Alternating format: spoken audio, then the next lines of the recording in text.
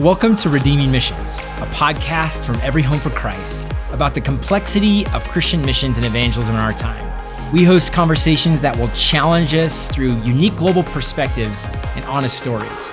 Redeeming Missions is a podcast for ministry leaders, passionate evangelists, and the rest of us who might be a little bit more cautious or even disenchanted with the topic. Together, we're on a journey to find the heart of what it means to carry Christ to our world. I'm your host, Tanner Peak, and I'm so glad you're joining me today. Hey folks, it's Tanner here.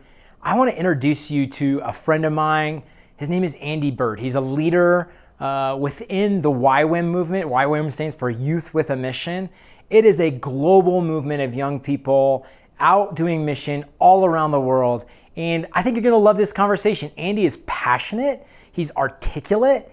And really, I think he's going to broaden your aperture. You're going to see things that maybe you haven't seen. You're going to hear parts of the missional conversation you maybe have never heard before. So enjoy Andy Byrd. Every Home is celebrating 5 years of the Oikos Initiative and 2 billion lives reached with the love of Jesus since 2019. This bold initiative to reach all 8 billion people and growing by 2038. How are we doing it? Learn more and join in at everyhome.org/oikos. Welcome to another episode of the Redeeming Missions podcast. I am over the moon excited to have with us today Andy Byrd, joining us actually via Zoom to just have a conversation about what God is doing around the world, what is the state of missions in our time. I love Andy. I've only actually had the opportunity to meet you one other time, Andy, but your name, you're loved by just so many people. Everybody I talk to just loves Andy Byrd. And so when we were coming up with this podcast, the idea of podcast, you're one of the first people actually that we thought of. We said, man, if we could have conversations with people like Andy Byrd and others in the body, just a next generation's perspective on the world today. So I just want you to know I'm grateful honored. for your time. Super honored. Yeah. Well, we start every one of these podcasts, Andy, the same way, by asking people to just tell their story.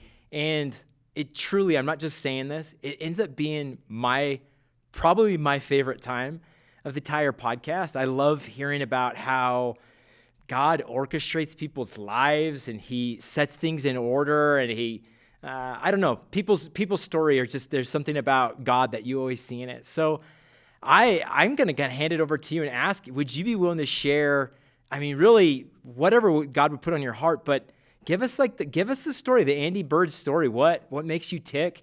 What is it that God has placed you in today that you're providing leadership to? So, maybe connect some dots for our audience today. Sure. Yeah, sure. And interrupt me at any point. So it's a real conversation. But Tanner, such an honor to be on the podcast, have deep, deep love for EHC and everything that EHC is doing around the world, your history, your current, present, and your future. And of course, so many amazing leaders, a part of the EHC movement. And lots of overlap, lots of friendship in our history. So, real brief, kind of connecting some of the dots for myself. I grew up most of my life in remote Alaska, small town Alaska, and I just deeply, deeply love Alaska. It's in my bones, and have not lived there for quite some time, but that was kind of my primary upbringing. And my dad was a really respected, kind of nationally known ornithologist, a bird biologist that was... I was gonna have to ask you what that was. Nice. Yeah. Okay. Yeah, which is ironic, right? My last name is Byrd, and my dad's entire career was bird biology. That is ironic. Yeah. Wow. Yeah. And he helped to kind of pioneer a lot of the conservation biology throughout the Aleutian Islands, which is why we lived there, and just loved it. But real kind of mediocre life in Christ, just kind of lukewarm, complacent, and a lot of my formative years I was just real steeped in complacency. But thrived on adventure, loved living in Alaska, loved the outdoors, loved just doing hard stuff. It's kind of an Alaskan way of living. And at 18, didn't know what I wanted to study when I graduated high school. And so my parents kind of encouraged me and allowed me to kind of take a gap year and figure it out. So I ended up going to do a DTS, Discipleship Training School with YWAM in Maui, Hawaii, because it sounded, and my motivations were totally wrong. I went to go to Hawaii. I went to get out of Alaska. I went because it sounded fun and adventurous. Yeah, I And mean, I guess, Alaska to Hawaii is about as dramatic of a yeah, change as you could get. I mean, that's a little bit of an insight into Andy Byrd right there. yeah, It's yeah, pretty yeah. dramatic. I've definitely avoided the mainland for the most parts of my life. So lived mostly in Wow. Hawaii and Alaska. And I love the mainland. I've just lived in the fringes, I guess. But I ended up going, and like I said, way down the list probably was like, I kind of hoped that I could figure out my relationship with God, but it wasn't even primary. It was down there some way. But in the first week, I just had my whole world turned upside down. I initially hated DTS. First couple of days were so uncomfortable.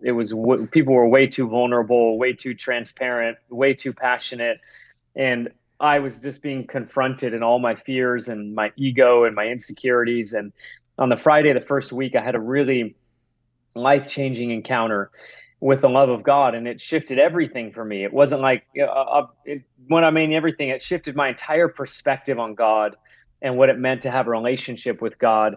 And the rest of that experience for me, those 6 months, three in Maui, and then I ended up spending about 3 months in Cambodia, Wow. were absolutely life altering. I mean, just turned my perspective changed 180 degrees, and on life and what was most important and what's worth living for and what does intimacy with Jesus even look like. And then I just got blitzed by God's heart for the nations, and working among extremely impoverished families that lived along the railroad tracks in Phnom Penh, Cambodia. And this is pretty shortly after the nation opened up from the years of being ravaged by the killing fields and Yeah.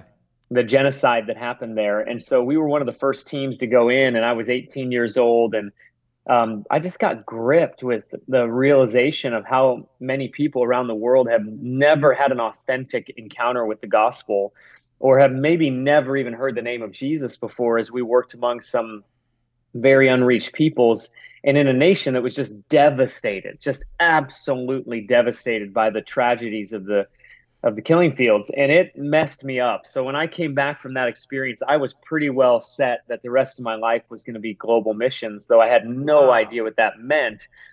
There was no other future for me. So I called my parents, said, "Hey, I'm not coming home."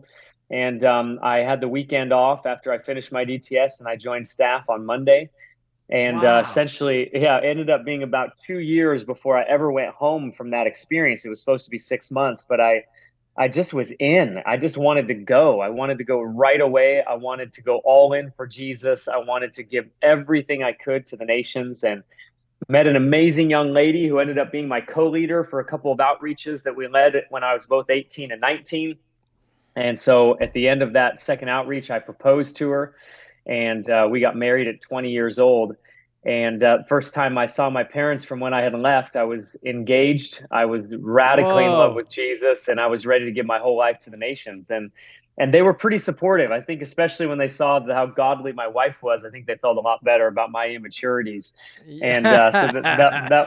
that was probably the confidence builder, and has always been the confidence builder. I married an unbelievable woman, and that's definitely been the secret sauce. Stop for a second in your Yeah, story. yeah. I mean, we have something really in common in that I'm from Montana. It's not Alaska, so I know Oh, but it's a we're big difference. cousins. We're cousins. No, Yeah, we're yeah. cousins. And Yeah, I grew up in an incredibly rural community. I mean, there's about 400 people in the town. I mean, 400 if everybody was yeah. alive and kicking. It was a small community. And I mean, when I hear your story, and I remember this the first time we met, hearing a little bit of your story, I remember thinking about how wild it is to go from rural Alaska or rural Oh, Montana yeah, and going to global missions perspective. Like that yeah. that journey from point A to point B, it's a big step. And I mean, it sounds like your parents were supportive, but I wonder if there were ever times, even in your story though, where that wasn't understood. Oh, yeah. like back at home in Alaska. Like people think, like what happened, like people you went to school with, what happened to Andy? Andy is like 3 sheets to the wind. I mean, I have a little bit of that experience, but I'm wondering if that you have anything common in that. Yeah, I think especially for my parents and my dad especially, who's just incredible. It was a real challenge for him that I wasn't going down the educational pathway. And Right. I think he was okay with like, well, yeah, I mean, couldn't, get a degree and then do missions, but get a degree, like figure out your educational pathway. And I just knew I didn't know enough of what I would even want to study. And I don't know how to explain it other than I just wanted to go. I just wanted to get on a plane, get to the most remote places I could on the earth, share the love of Jesus, endure every sickness that could be thrown at me, hike, walk, jeepney, rickshaw, didn't matter. Go just to get on with life and be able to take the gospel to people that had never heard before. And again, I barely knew anything, but I knew that's what I Yeah. wanted to do. And so I remember probably maybe a month after I called my family and was like, hey, I'm not coming home. I got another call and my dad was like, so have you started applying for colleges yet? And I was like, Dad, Oh, I'm not going yet. Maybe I will someday. But it's so amazing. Full circle. You want to go full circle yeah. moment. Now it's 20 plus years later. My dad is it leads the science and tech at YWAM Kona, University of Nations. No He way. just he just finished his PhD at Kathmandu University in Nepal, and Yeah, come on. he now lives in Nepal 6 to 7 months of his year. He's there right now. So we did a full reversal, and I ended up going online, getting all of my education, everything that he would have loved for me to do, and Wow. we reversed roles. We both did exactly what God was saying, but now my dad is like the inspiration of our community at That's 77 wild. years old. He's living in Nepal. He's working with Kathmandu University. He's mentoring young leaders. He's pouring his life into the next generation. Wow. He's doing community development across different parts of the nation. And so he ended up joining me, which was just pretty incredible, kind of full circle moment. That's awesome. Well, Yeah. I interrupted your story. So No, that's all right. you met your Yeah. wife. Like myself, it sounds like you married up. Oh, bro, It's I'm the president of the Married Up Club. I might be willing to give you VP, but I am guaranteed I the don't know, man. president of the I'm Married Up Club. I'm a pretty big spaz, and my wife is like, she's like a nice, calm Yeah. river, like in like a beautiful landscape, and I'm like, or tornado with the wheels falling off, or something like that. So I'll take VP though. I mean, I'll give I you got to take VP. I got to take what I can get. So I'll give you VP. Maybe we should all just have our friends vote because our friends know us best, right? yeah, that's true. They could all vote. Yeah. But I definitely did. I married way up, 20 years old. So grateful that we grew up together. And so shortly after we got married, we spent a year just working in Pennsylvania, where she was from, Lancaster County. Yeah. And just building strong marriage foundation, and really got to know her family. I was working as an electrician, and it was just an awesome Yes. foundational year of marriage. It was so awesome. And we knew it was 1 year. We had a word of the Lord. This is 1 year, and then we're going to launch back in. And so we did. Long story short, we ended up back in Maui, helping train and send teams all over the world, and did that for a number of years. Helped to pioneer a base in Alaska. Helped to pioneer Wow. some work in Pennsylvania. And then about 15, 16 years ago, we were invited to move to Kona to work with our founders here, Lauren and Darlene Cunningham. And so we made that transition, and have been here for the last 15, 16 years, something like that. And it's been absolutely incredible. Never could have imagined or dreamt what we would get to do. Thought we'd have 2 kids because we're mobile, we're missionaries, like way easier, can still drive a halfway decent vehicle. Like, just made a lot of sense to me. My Alaskan ego was not ready for a minivan, but my wife's my wife's Mother Teresa heart prevailed, and we have 7 kids. 4 of them are, yeah, I don't know how that happened. I just don't. 4 of them are biological. 2 are permanently adopted out of foster care. And then our 7th right now is we got her, picked her up at the hospital in foster care.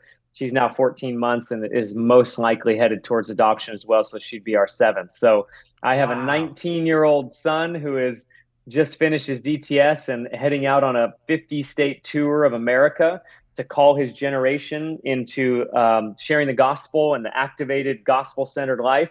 And then I've got a 14-month-old little baby that is Whoa. still up in the middle of the night at least once a night. So I it's don't quite know the how you have contrast. I don't know how you have a 19-year-old like you're not We that look old, like man. brothers. No, we look like brothers. It is really good for me because I get asked sometimes when we're together. They're like, "Are you guys brothers?" And I'm like, "Yes." You're just aging well though. Like I don't. There's no chance for me. I look like my wife looks like she married like an old guy.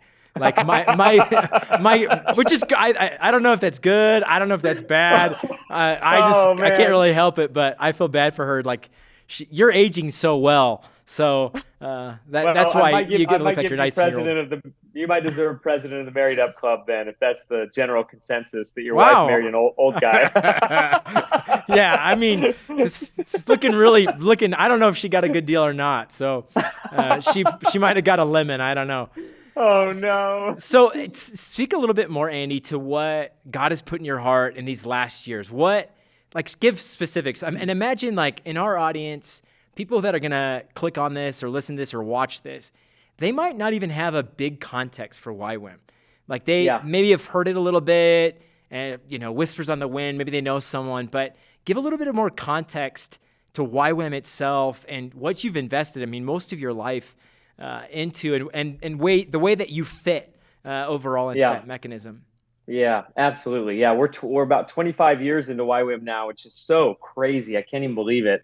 Wow. And it's been incredible. So, YWAM at its core is a missions movement that is very much hinges on youth movement. So, Yeah. it was really birthed in the Jesus movement. It was before that, but it was the Jesus movement that added the thousands and the growth and the multiplication of YWAM across the world. And it grew to, YWAM's got a presence in about 190 nations, like a permanent presence. And somewhere nobody really Wow. knows about, somewhere between 25 and 30,000 full-time staff around the world. But we are 2/3 non-Western as well, which is just incredible as it's grown Wow. I didn't know over that, the Andy. years. Yeah, major shift, over the years from the early years where it was really being pioneered out of Europe Right? and then lots of places doing outreach and sending long-term teams. But then Kona in America became quite prevalent. But over the years, the weight of youth with a mission has shifted to be 2/3 non-Western, which is just incredible, especially in terms of the strategic impact of near-cultured missionaries to some Right. of the least reached places in the world. So Right. so that's our current reality, and it's about 60 plus years old as a movement. And of course, our founder, Lauren Cunningham, just passed into glory, a little Yeah. over a month ago. And just an unbelievable man, been to every nation on earth, sharing the gospel personally, and just an unbelievable apostolic leader in this last generation, who really is the whole reason he and his wife Darlene Right. and kind of that founding generation that YWAM is where it is today. Still lots of needs for growth and multiplication. I mean, we all know that the work among the unreached is only growing in many ways, Yeah. and the needs to see youth movement championed and birthed across the world is just massive. So I think our passion in the midst of all of that really has been in catalyzing, encouraging, championing youth movement in nations around the world. Where is God moving among the youth? And where we can kind of insert ourselves or serve that youth movement. The goal is that youth movement would also really become missions movement. Right. And I think a big part of our passion is to get the Great Commission back into the center of the conversation of global Christianity. There's so many things being talked about, and some of them are tremendously irrelevant compared to the Great Commission. Right. And so many can even be a bit divisive or nuanced or peripheral. And I think our passion is just to see the global church fixated on the message and the life of the Great Commission, and to particularly see youth movement embrace that selfless, sacrificial, radical life that is willing to fully give itself to those around that don't know Jesus, have never met Jesus, maybe never heard of Jesus, to believe for both revival and reformation. So that's really what we've Yes. given ourselves to, whether it's through training and sending, hundreds and thousands of young people from nations around the world, whether it's what we do with the Send gatherings and what the Send is doing in different nations around the world. That has been our particular passion, is to champion youth movement and to help it become missions movement. One of the things I like to do, Andy, on this podcast is break down Yeah, some of these false dichotomies. And I like when yeah, I just like love talking to you because I hear your passion, but I'm seeing even a perspective of YWAM that I think is just so beautiful. One of the dichotomies I think that exist in the mission world, and I understand where it came from, but it's this idea of there's foreign missionaries, there's young people from United States, flocking to the world or being sent all around the world. So there's foreign missionaries, and then there's the locals. And I think in a lot of ways, there's people that you'll find people that are champions of this one or champions of the other. And in the mission sphere, I think you probably know these people. yeah. I think it's wild to hear you talk about how YWAM started as a foreign missions youth movement, catalyzing love for Jesus around the world. But that you're saying that now 2/3 of YWAM staff around the world are now local, or they're indigenous. Speak a little bit more to maybe that false dichotomy. Like how do these two worlds continue to interact in real time, in real space? How is youth movements from the West serving indigenous movements around the world? Yeah, it's so true. Of course, those dichotomies are real, and partly real because of real mistakes that have been made historically, right? So Right, acknowledging those and owning those, I think, is important to breaking through in the future, and right. just being able to have the honest conversations about some of those mistakes that have been made. But I think what we're seeing now across the world, and I know EHC is right at the heart of this, is the rise of missions movements from every nation to every nation, and That's I right. think that the importance of it is realizing that every people group on earth is reading and is essentially accountable to the same Bible. Yeah, So the Great Commission is a command to every people group on earth. right. And so because of that, whether we're living in Canada, we have a responsibility to obey the Great Commission, or whether we are Kenyan, we have a responsibility to obey the Great Commission. So we should never stop the sending of any foreign missionary, no matter where they're from, because Yeah, everybody right, is required to obey the scriptures. right, But what we didn't necessarily maybe have 100 years ago were authentic people movements in nations that were historically unreached or had very few right, believers at all. Well, today that reality is shifting dramatically, and of right. course the center of Christianity is dramatically shifting to the global South. And with that is coming the major rise of the global South, even in terms of obedience to the Great Commission. So Brazil is the second largest mission sending nation in the world today. South Korea is the third largest mission sending nation in the world. So we're already, seeing that happen. And I think that is so critical to reaching the least reached places on the earth. But the reality is, and this is where I think it's so important that we keep the conversation, it's always going to take all of us. Yeah, right, And never needing to diminish or minimize one element or one response to the Great Commission in order to elevate another. Let's just elevate it all. The yeah, need that's is right. so massive that the worst thing that could happen is that we relegate some people as no longer potentials to obeying the Great Commission. I mean, we've got 12,000 missionaries total working among 3.2 billion people that have largely never heard the gospel or never had an expression of the gospel. So we need same cultured, near cultured, and far cultured missionaries Yeah, that's who would right. be willing to give their lives for these billions that are still waiting for some expression of the gospel. And I promise you, they're not going to be angry from who that nation, where that person came from, if the good news lands in their hearts. That's They're not right. going to they're not going to be upset that it came from Canada instead of coming from Kenya, or it came from Kenya instead of coming from Canada. We just need the good news to be spreading across the earth. So I think wisely and strategically, we absolutely do need to be focusing on the empowerment of the global church, and we need to be looking at the empowerment of where youth movements are really erupting in new places around the world. East Africa is a great example of that. Indonesia is a great example of that. The Philippines is a great example of that. South Africa is in a resurgence of a youth movement, and to be able to champion youth movement and young people to respond to the Great Commission, whether they're crossing the street to their neighbors or whether they are crossing the ocean to another nation, I think the key is that we're drawing everybody to the obedience of the Great Commission. I love your answer. I don't know if it's, again, back to small town America or where it comes from. I don't understand some of these dichotomies. I don't know if it's that I'm not sophisticated enough or I'm not smart enough, but I look at 8 billion people. I mean, it was, what is it, last year, November 15th, Yep. the Yep. earth surpasses 8 billion people. In my lifetime, I think when I was born in 1984, there was 4.8 billion people.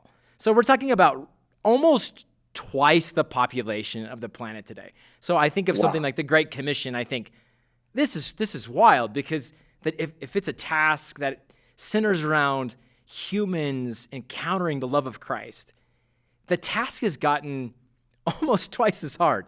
And That's I right. think, and I know you travel a lot. I travel a lot. I look out the windows of airplanes. I look down at islands. I just don't get it. I don't get why it would make sense to discount an expression of mission.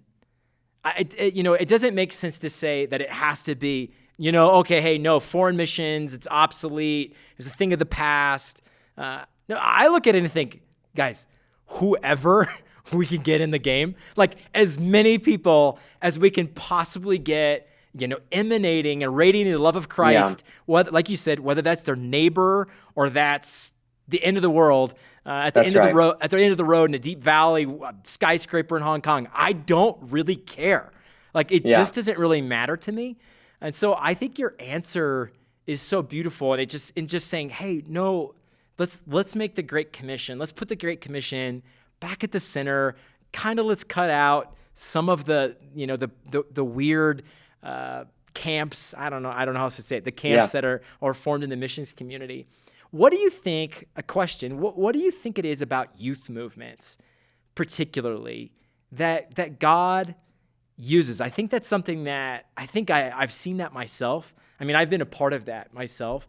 The passion of a youth movement. What is it about the next generation or the youth of the world that you think that God is using right now specifically? Yeah, great question. And honestly, I feel like historically, youth movement has been so critical, of course, to the renewal of the church, and renewal of the church is critical to the renewal of the mission of the church. Yeah. And so if you, in a sense, don't have youth movement, you have an aging church that is losing the potential for renewal, because it requires new believers, new movement, new people, new disciples, and new the next thoughts. generation. Yeah, Exactly. And so youth movement to me is critical for the overall renewal of the church, and the renewal of the church is critical to the prioritization of what God prioritizes in terms of the reaching of the nations of the earth, and the walking out of the Missio Dei to its furthest extent. It's just essential. No renewed church, no partnership in the Missio Dei, but no youth movement, potentially no renewal of the church. So I think whether we look back on the era of the student volunteer missions movement, or even Jesus's own selection of young disciples that would become critical to what would become the movement of the early church, which of course was multi-generational, should always be multi-generational, but he did select young people to catalyze that movement. And I think we see that through many different moments and eras of history, that it was the youth that essentially that are responsible to reach their generation all over the world. So maybe the same way that A.T. Pierson and John Mott and some of these legends in the student volunteer movement gave themselves to the mantra to reach the global, the evangelization of the world in this generation was an idea that every generation is responsible to reach their generation Right. with the gospel.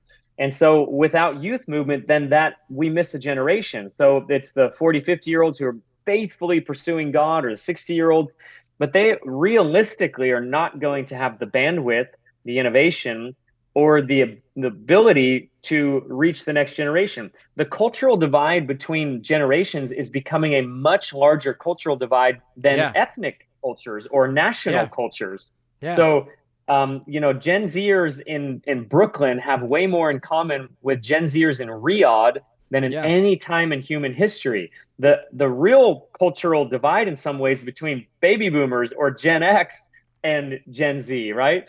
And Yeah. so That's youth so true. movement is critical if we're going to see the ongoing spreading of the gospel of the kingdom across the earth, or it is going to be one generation and we're going to lose the next generation. So I think we need to be making a much bigger deal about youth movement. The church at large, the missions movement at large, believers at large, we need to be making a much bigger deal about youth movement. If we don't make a big deal about it, then when the current youth are 40 and 50, they won't make a big deal of it. That's right. But if we make a big deal of it right now, and Gen Z grows up in the realization that the church is championing, honoring, empowering, and valuing them, then they in turn will do that for Gen Alpha, and Gen Alpha in turn with the next generation. It's got to cascade through the generations. So we have a tremendous responsibility to fight for, talk about, pray for, and champion youth movement, because that's where the renewal of the church comes. And that is where the renewal of the Missio Dei and our real understanding of our participation with God to reach the ends of the earth. So I think that's why youth movement is so critical. That's so well said, Andy, that it comes down to renewal. I mean, at the end of the day, like this idea of renewal, that the Lord wants to renew his church. And so oftentimes that's happening through young people, through next generation ideas. I was just reading a book the other day about various generations. There's so many different books about that. And one of the statements, though, that stuck out to me is that researchers now think that your generation has more to do with how you act than even your personality type or even geographically where you live. Like, wow. That is such a big statement to me. It is a huge statement. I mean, to say that somebody, like you said, in Riyadh versus, let's say, someone in rural Montana, that a Gen Z person in those places have more in common, or that's their lifestyles being more informed by their generation than anything else. I just think that's a massive statement. And so I think it takes humility. I love what you're saying about multi-generational, that if we normalize releasing younger generations, then those generations it will be normalized to them to release the next generation. And I think it's one of the challenges that we'll have, that you and I'm sure we both navigate this in various ways, just the generational nuances, but yes. Normalizing humility, normalizing really, empowering that next generation to rise up. Yes. We have to. Go on. It's do or die. It's do or die right now. Honestly, it is do or die. I look around at times in, our context, of course, is global, both you and I, but we both live in North America. Yeah. And it is alarming at times how little focus there is at raising up the next generation of leaders and empowering them to obey God. It is alarming. So the need right now to, across the Western church, across our immediate backyard context of North America, to be intentionally championing next generation leaders, to me is like we're in a bit of a do or die moment right now. And I am not a fatalist. I'm an optimist at my very core. So I have real optimism about what's possible. But I think it is a greater urgency than is being talked about. Yeah. It is so easy to build ministries instead of building people. Yeah. And if Yeah. we Yeah. don't come back to the reality that people are the movement, then we might have big, well-funded ministries with very little long-term fruit and completely miss the next generation, and yet live a little bit with the illusion of success because of large ministries that even seem well-funded. So this is Yeah. like, it's like a 911 to me right now, Yeah. is what are we doing to build people who are the movement, who Yeah. will probably do it different than we did it and better Yeah. than we did it and for the next generation. But it's everything in terms of this becoming a multi-generational movement that we're believing for across North America, out of North America, and of course in the nations. Yeah. Andy, that's so good. I don't know if you feel this way. I used to feel like I was the young guy. I Yeah, used to totally. feel like I was like, oh Totally. yeah, empower the youth.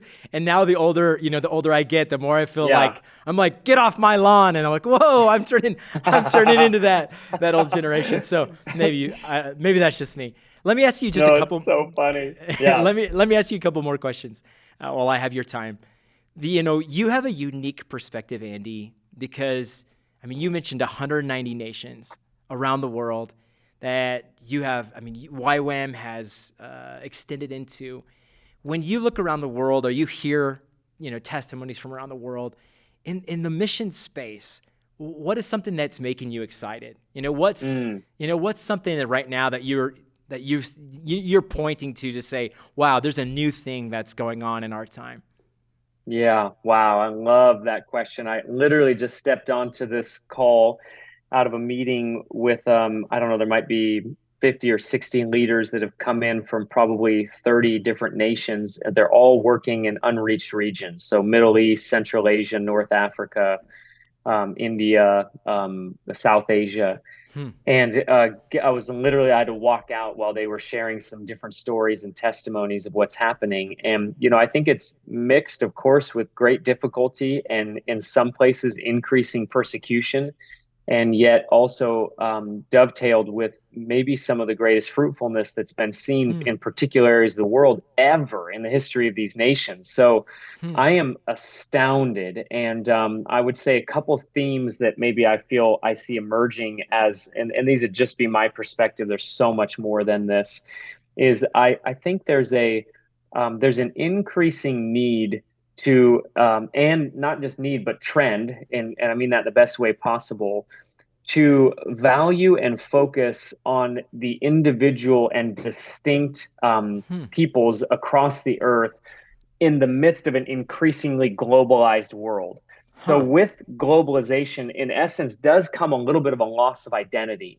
Yeah. Everybody just becomes a name or a number, and everybody has so much in common that it can there can be a loss of distinct, unique, beautiful identity and value. And one of the trends I see growing in this is what we refer to in Youth of the Mission, and there would be different ways of expressing this in different organizations, is oral Bible translation.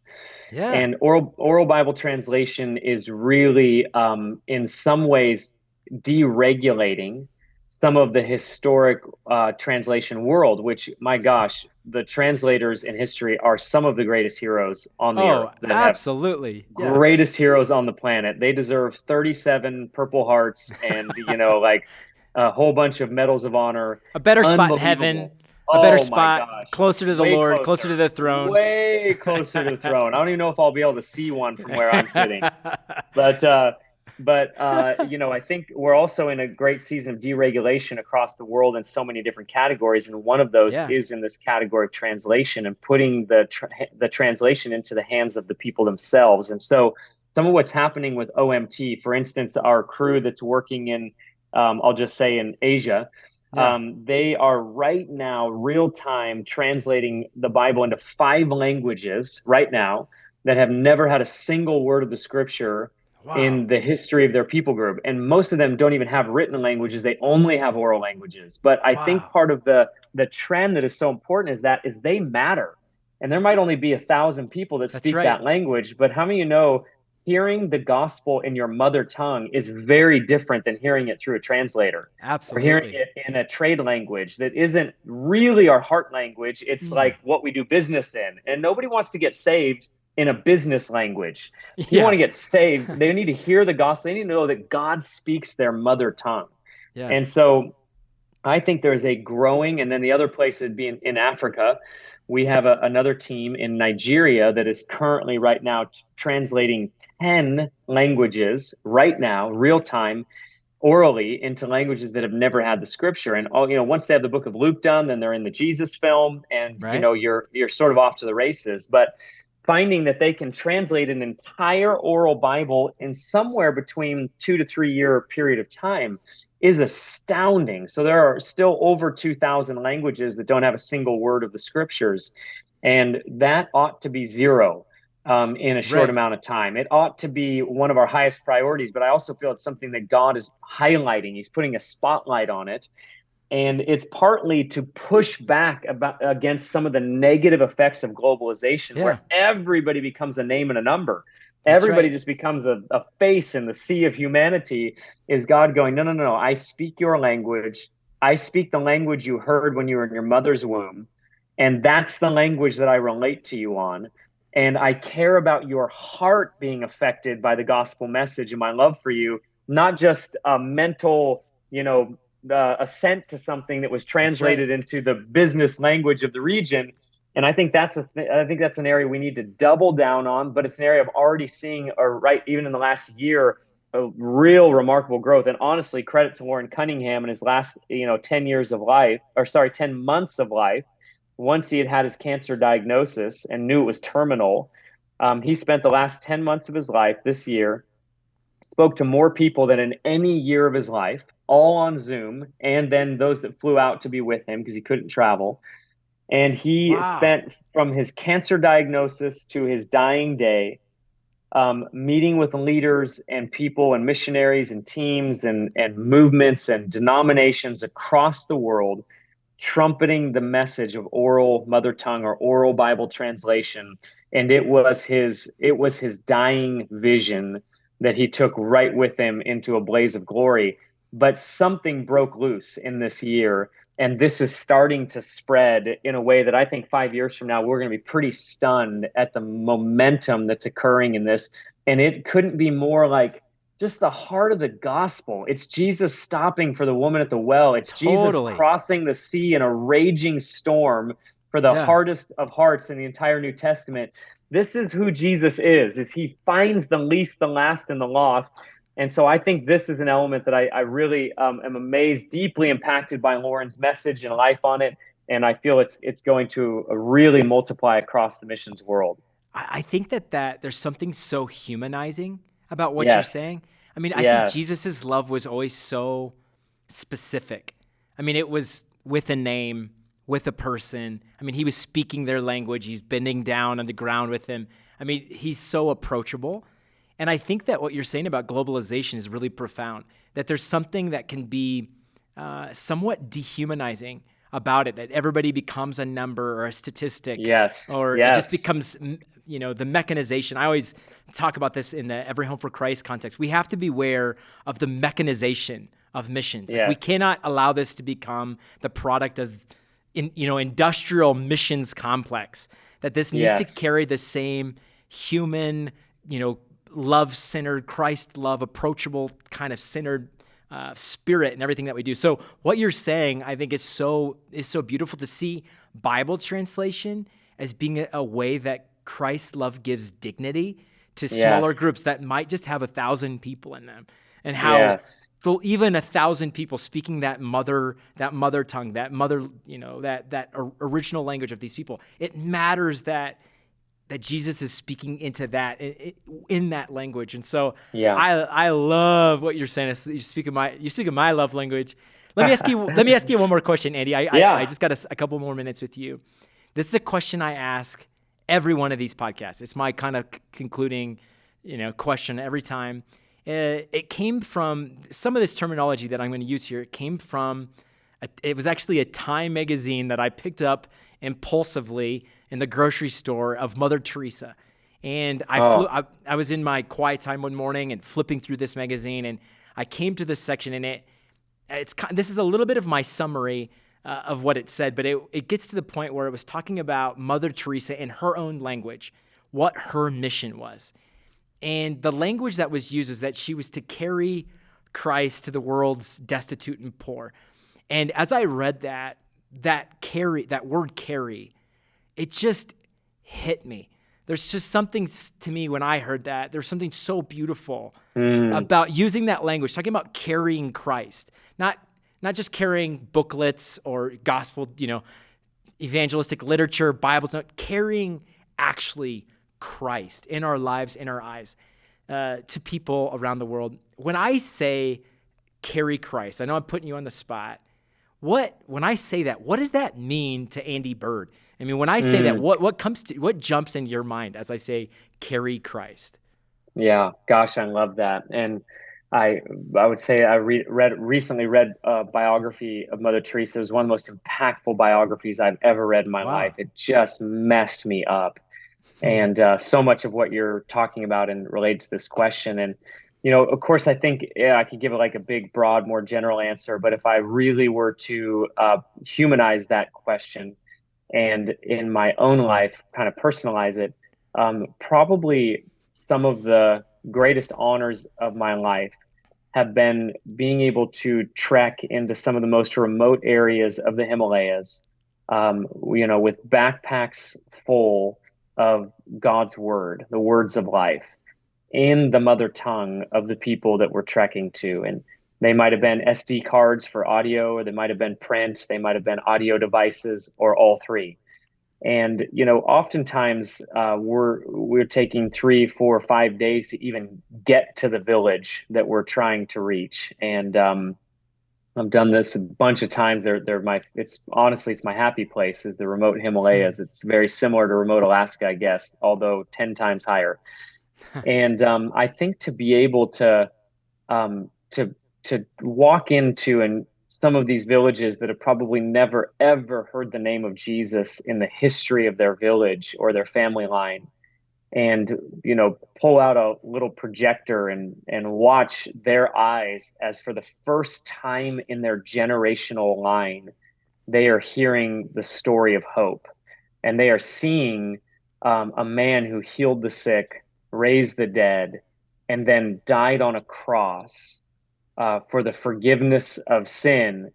To watch their faces as they see this for the first time in their lives is probably some of the greatest honor I have ever had, is to just be in those moments.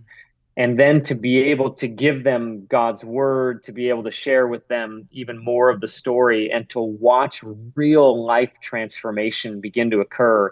And as teams continue to follow up in some of these same regions, to see people faithfully and truly begin to follow Jesus, to me, carrying, like you're asking, becomes literal. And it is 10-hour days up and down Himalayan valleys and mountains. It's sun up to sundown. Our last trek, we started at 4 a.m. well before the sun, because we had to be able to make it where we needed to go, and got in at 10 or 11 p.m. So, we're talking more like 16, 17-hour days. Wow. And so carrying Christ, when you say that, actually to me has literal significance of some of the greatest honors of my life, being able to carry the message and the person of Jesus into places and among peoples that have never in their generational line heard or believed that there is a God who could love them, a God who could forgive them, a God who could cleanse them, a God who could save them. And to watch that process and that transformation, to me, has been probably the greatest honors I've ever had in my life. Oh, Andy, your answer is just so beautiful. If someone wanted to get involved in YWAM, we're going to put some stuff in the show notes, but if somebody wanted to get involved, they're hearing you talk on this podcast and they're like, oh my goodness, this is all I've ever wanted to do with my life. How would they go about doing that? How can we push them towards YWAM, towards whatever programs you guys are leading right now? Yeah, you know what? I would encourage people that they're interested, they're intrigued. There are a couple of places around the world right now that I'm just highly encouraging people to go and get trained, that I think probably even more dynamic than Kona, even though, of course, I love and believe in what we're doing here, and come by all means. but we're running training schools in the Himalayas that are literally your entire context is among the unreached. Yes. And so, checking out one of those, and others in South Africa, it's just erupting right now. And being trained in South Africa and then sent to nations all over the region, all over Africa. And those are a couple places that I would just highly recommend that people would consider being trained and sent as a missionary, and really consider giving a season of your life. And some really will have the vocational calling. I know for me, this is till the day I die. But everybody could give a fruitful season of their life, even if it's not their long-term vocational calling, and they're going to end up doing something else, for the 40, 50-year window. But everybody could give 5 years. And in 5 years, you could have a real impact, learn a language, and begin to make real disciples, and actually have a real impact in a 5-year window, minimally. And it would be astounding to see a whole generation of young people go, of course I'll give 5 years. How could I not? Even if it's not my 40 years, I'll give 5 years. And I think we would see tremendous growth in the Great Commission across the earth with that kind of commitment. So yeah, Kona, the Himalayas, South Africa, phenomenal training communities that are available. YWAM's got them all over the world. Those are just three that I think of highlighting right now. We'll track down some URLs too, and Perfect. when people are listening to this, they can go into show notes, find those URLs, click on them, send them to their cousin or their sister, whoever they're sending it to. So, Andy, thank you for your time. Thanks for your heart. Thanks for all that you do in YWAM, the leadership that you bring.